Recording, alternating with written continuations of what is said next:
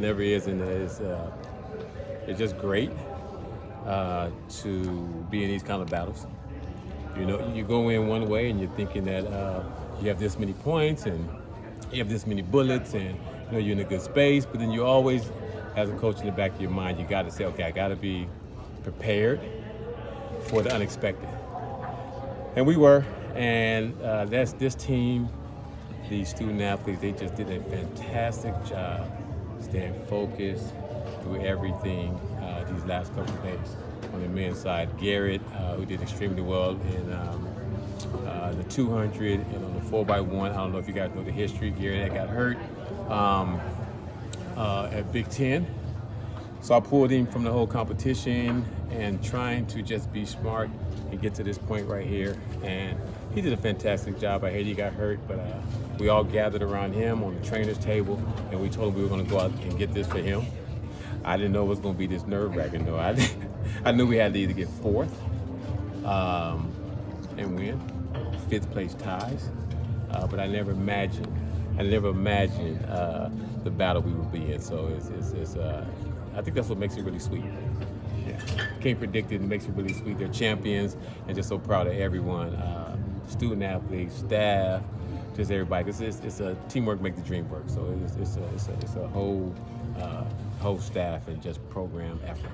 What was the roller coaster of emotions watching the end of that 4x4 and then the aftermath? Like, my gosh, is someone going to get DQ'd? Like, what's going to happen to us? Well, you definitely was a roller coaster because I've been on it before, and it's been a very interesting, eventful year.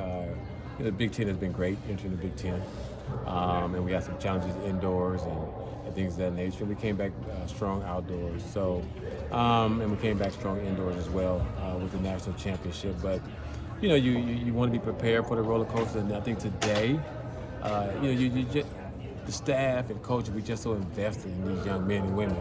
So when they go down, you hurt. You feel for them because they're giving everything.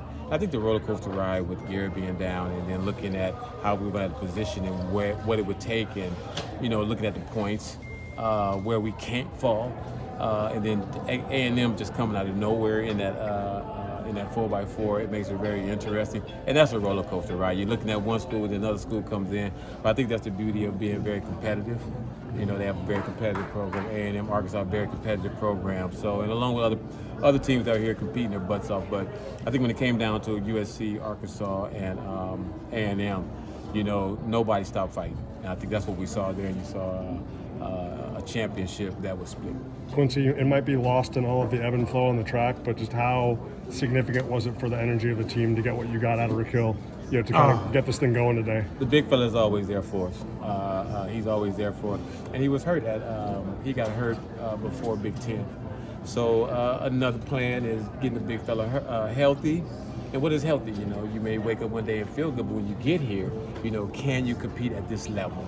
He was able to come back. He got some practice throws in at Big Ten outdoors. And so it was good to see.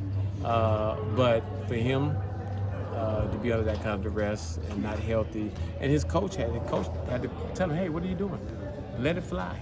Let it fly. And Rick Hill said, well, I was trying to just be careful with my calf. He said, well, let it fly. Let's see what you got. And he let it fly. Tremendous PB. And I think these moments is what I told our student athletes. I said, these moments is what you want. You want the challenge. You want some adversity. You want somebody a little bit better than you, and you want to compete at a high level. So proud of him to be able to do that. It's been 50 years since you guys held these trophies, and you won indoor and outdoor.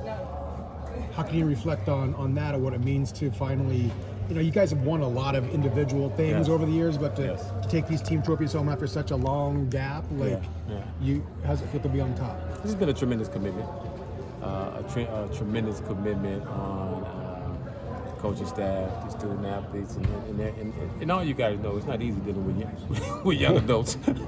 So, but it's so gratifying. What we try to do, we try not to look at how long it's been. We just try to stay current, and we just try to be relevant right now. And in doing that, we're able to enjoy it with our community, with the USC fan base, and some staff, support staff. My athletic director is here. president of the university, Dr. Fogle, was here. So, for them to be here, it was just surreal, and not necessarily looking at how long it took, but just really enjoying this moment and then reflecting like, wow, it's been that long. So, it's been great. Now you don't have to think about that stuff anymore. No. You guys have never been more relevant than you are right now. Yeah, we trying to stay relevant, and being relevant means staying in the moment, and whatever comes our way, just being able to adapt. The weekend that Joanna and UCLA beat you guys, how does something like a weekend like that spur everyone to get it right at the end? We were okay. We knew we would be here in the end. And sometimes you just have a bad meet. And we lost by 1 point on the men's side, and the UCLA women did very well.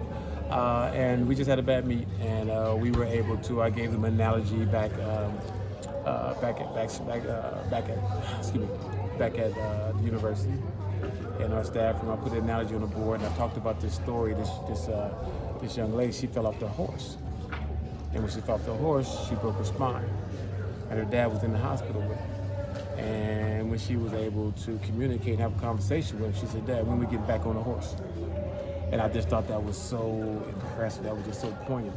So I put on our board, "Let's get back on the horse," right? And I shared that story. So I think that's what sports is about. If you may have a hiccup during the year, it's not indicative of where the team is going to end up. It just means you're human. Yeah. So that's how I address that. Ride it off into the sunset, man. Ride it off into the sunset with a heart attack. Goodness, I'm so tired of protests. One athlete I'd like to ask about is Max Thomas. Yes. He had a really spectacular day, 100 and 200. Yes. Did you see a big weekend coming for him? Yes. Max Thomas, he's mature. He's my captain this year. Last year, going into the mile relay, we had the opportunity to win, and then after the mile relay, we ended up being third. But Max saw where this team could be on the men's side. And when you're a young athlete like that as a sophomore, and you come into the junior year and you're at the show and you realize I belong, he brought that back to USC. And the workout that they conducted on their own, buying into this piece right here and making sure everybody else bought into this piece right here, showed tremendous maturity. And if you look at his progression all year long, he's been very consistent and getting better and better week in and week out. And you're going to have some hiccups here and there. Nobody's perfect. Hell, I had them, right? But the maturity, his confidence, and just being a team captain and what he's represented to the team, and how he's actually kept everybody together because of his confidence has been huge. I'm so proud of Max Thomas.